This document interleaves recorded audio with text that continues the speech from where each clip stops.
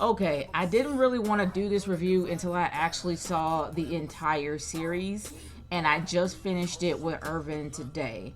I know everyone's seen Secret Invasion. I've seen like a lot of reviews talking about that this is worse than She-Hulk, worse than Captain Marvel, worse than Miss Marvel. I'm gonna be completely honest with you. This is an average show. Maybe subpar, maybe a meh, but it's not as bad as She-Hulk. Now, yeah, everybody has every right to be upset about what happened to Nick Fury and how the fact that they berated him made him feel like nothing throughout the entire series. Yeah, they did. And it was very infuriating to see that. But my biggest issue that I have with the series is not really so much the fact that it's woke, because to be honest with you, it's not very woke. The reason why I say that is because Talos' daughter, I forgot her name, I think it's Gaia, yeah. Gaia was trained by mercenaries of her species for years, for several years. It makes sense for her to know combat. The same exact thing for Priscilla or Vara, who happens to be Nick Fury's wife. That makes sense for her to know combat because she's been working with the vigilantes for several years while Nick Fury was gone in the blip. Or in the snap. I'm gonna call it the snap. It sounds stupid to call it the blip. But the fact that he was gone in the snap, she had to learn how to defend herself. Not to mention the fact that she's Nick Fury's wife. Of course she is going to know combat. It makes 100% sense for her to know how to use a gun and know how to take care of herself because she's freaking Nick Fury's wife. So I don't consider that to be woke. It makes sense. But there are several things that really wreck the continuity. And the biggest thing, in my opinion, is the ending of Captain Marvel. It seems like whoever created this series totally forgot about the ending of Captain Marvel. Now, correct me if I'm wrong in the comments, but the thing is, from what I remember, is of course that she was talking to Monica when Monica was a little girl. She actually helped her design her outfit, and they actually found a cargo ship that can actually transport, I think, close to 1 million scrolls to another destination, and that's what Marvel was working on, to actually find another home for the scrolls. So I think that they created it like a cargo ship or something like that, like some kind of an immigrant bay to take the scrolls from one area to another. It could fit over 1,000 people, not 1,000, 1 million people. Well, 1 million scrolls, in other words. I could be wrong on the number. If I am, let me know in the comments. But from what I remember, Talos and his family was actually on that barge when Captain Marvel was leading them to another planet for them to live on. He was there. He was there with his daughter, Gaia, and his wife. They were all there, and they took off at the end of the movie. So I'm just like, okay, so how in the world was he able to stay on Earth or have him find a way to get back on Earth? Did Captain Marvel abandon them mid-space? Because from what I remember, she was gone for 30 years because she was halfway across the galaxy fighting other wars for other people because they didn't have Avengers. So she fought for them. Then she found the scrolls at home, dropped them off, and then ended up fighting kind of helping other planets fight against tyranny. So I'm like, that is kind of a closed book. So how did Talos get back on Earth with 1 million scrolls if they were already gone in the barge for Captain Marvel? From what I remember, that made no sense. Another thing that really bothered me, and no, it's not really so much that Gaia was in the fight mostly and she was all souped up on super soldier serum. Let's be honest, that's kind of what it was to create the Super Scrolls. It's not so much the fact that she fought against Gravik. It's not the fact that she fought against Gravik. That doesn't bother me that much at all. What bothers me is the fact that everybody forgot about Maria Hill. Like, seriously, everyone forgot about Maria Hill's death. That is Nick Fury's right-hand woman. You don't want to go after the dude that killed her? You don't want to go after the dude that took her out and literally framed you for her murder. He had no fight in that, man. He didn't even go out to avenge her at all. He wasn't even a part of that fight, which bothered me a lot. And I'm like, your right-hand woman is gone. And you weren't even there to fight for her? Come on, man. Avenge her death. At least.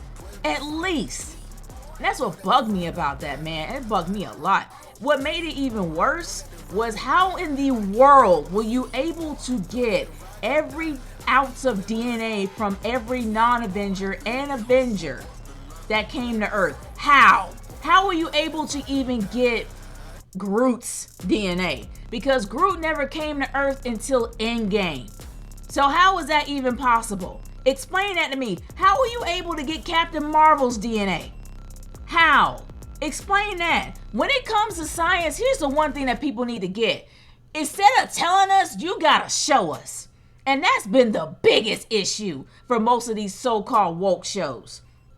And yeah, I'm not gonna lie, it is a little woke. It's incredibly woke. Well, not incredibly woke, but it's very political and it is somewhat woke. But the thing is, you got to explain and show. Like, you can't just tell us and then expect us to, like, not ask questions. You gotta show us exactly how this happens, especially when it comes to science. If you got all the DNA from all the non-Avengers and Avengers, explain. Show us how. Don't just tell us, show us how. That bothered me a lot because it just made no sense.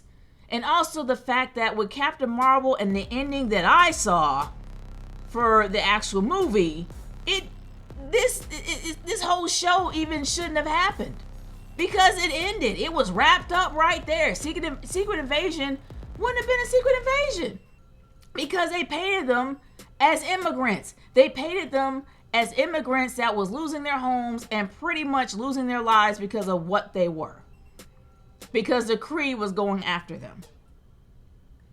And the fact that they were on an immigrant barge halfway across the galaxy to another home, this show should not exist. Now, I know a lot of people are kind of miffed about the ending, about Nick Fury pretty much going back to S.W.O.R.D. and taking his wife with him. You know what? I don't mind that. I don't mind that at all. Nick Fury deserves a good ending, and I'm happy his wife survived, and I'm happy that he loves her for being her. Now, a lot of people keep saying that's a trans message. How is it a trans message if she was born female? How? She's a shapeshifter. She's able to change shape, but her original shape is a female alien. So no, it is not a trans message. But it is a very lovely one. The fact that he was never there for his wife because of the snap. And then he just kind of got pulled back into it and back in his old ways. He knew how much he loved his wife. And honestly, I liked her. I like Priscilla / Vara. I like both of, well, not both, they're the same person. But the fact is, I like her a lot. And she kind of fits Nick Fury. I'm happy they went off together. That really did warm my heart. I liked it. Because really, Nick Fury needs a good ending. He needs a good ending. He needs peace. He needs rest. He got it. I got no beef with that ending at all. But as for the entire movie in itself, it shouldn't have happened. There's really no reason for its existence because Captain Marvel wrapped it up. Not to mention they're blaming her for not doing her job when she did her job. She actually did her job. And here's the thing.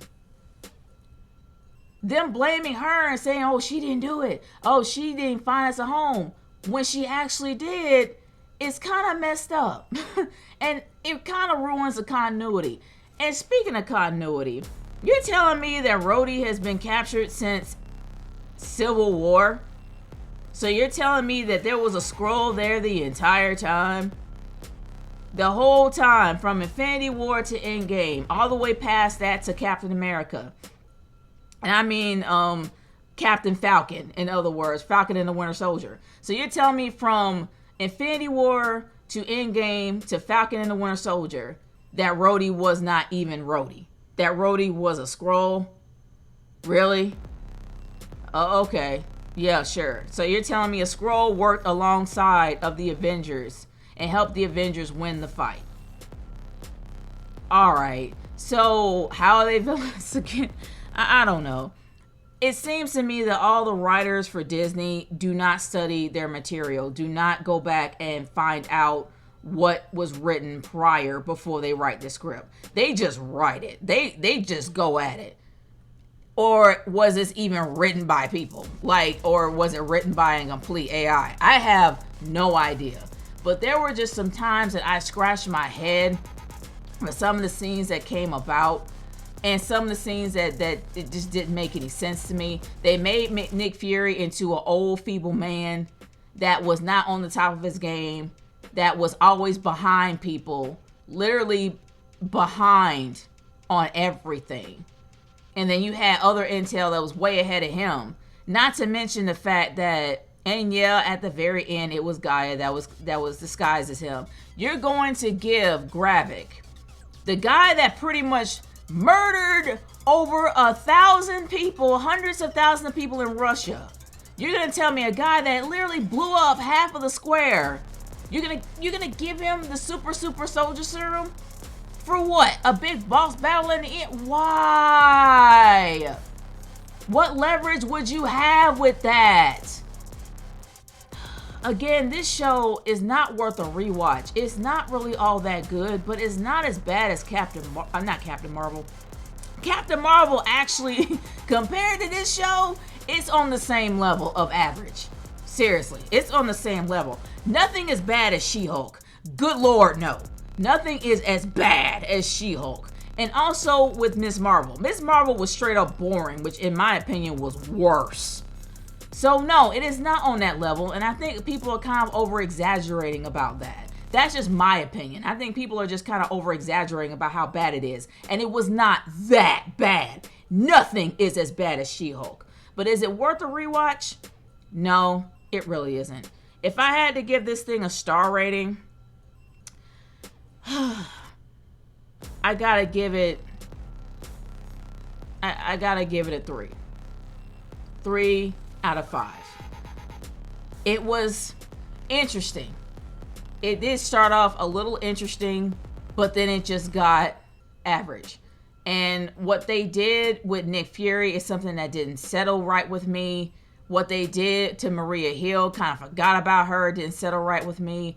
Yeah, I had a lot of issues with this series, but I liked the ending. To be honest with you, it made sense on how the women knew how to fight, because they had to learn how to fight for several years without Nick Fury there. It made sense for Nick Fury to have reservations after the snap, because he was snapped out of existence for 5 years. That made plenty of sense for him to be a little leery about who he is as a person, because the same thing happened to Tony Stark. So him having reservations about things made a lot of sense, because you were snapped out of existence for 5 years and you missed 5 years of your life. So his emotions made sense to me. But how they pretty much blamed him for everything was annoying and grating. And also not really explaining how they got the DNA from everybody that came to Earth, even though Groot never came to Earth until Endgame. How did you get that? How did you get the blood of Carol Danvers when she's been gone for 30 years? How? That's the only issue that I have. A lot of things can ruin the continuity, especially what happened to Rhodey. That really wrecked it. But it's just an average series. An average series, somewhat subpar, but it's not really worth a rewatch. Especially in my opinion. So I'm giving it a 3 out of 5 stars. But I really do want to hear your thoughts on this whole thing. What did you think about this series? Did you watch it all the way through? Were you done like on the 3rd episode? I really want to hear y'all's thoughts on this. In my opinion, this was average. Painfully average to a certain degree. But it was average. But it wasn't as bad as She-Hulk. Nothing is. Again, I do want to hear your thoughts on this. Leave your comments in the comments below. If you like what I do or like my reviews, definitely subscribe, as well as like this video, and also share it with your friends, because I am curious. I really do want to hear more interactions with how people feel about these movies and what you think about it. But that's it for me, y'all. I will see y'all later. Peace out.